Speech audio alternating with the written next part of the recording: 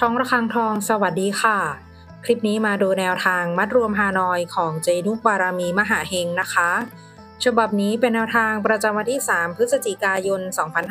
2568ค่ะแนวทางมัดรวมฮานอยวันนี้นะคะเจให้เด่นที่1ฟันที่1ค่ะ13 14 15ตัวเน้น12ชุด3ตัว219ตัดเล่นตามชอบได้เลยนะคะแนวทางโดยเจนุกบารมีมหาเฮงค่ะแนวทางมีเข้ามีหลุดนะคะถ้าใครเห็นเลขแล้วชอบค่อยตามแต่ถ้าไม่ชอบปล่อยผ่านก่อนได้เลยค่ะ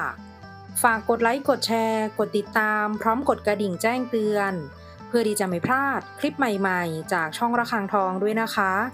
ขอบพระคุณทุกท่านที่เข้ามารับชมค่ะ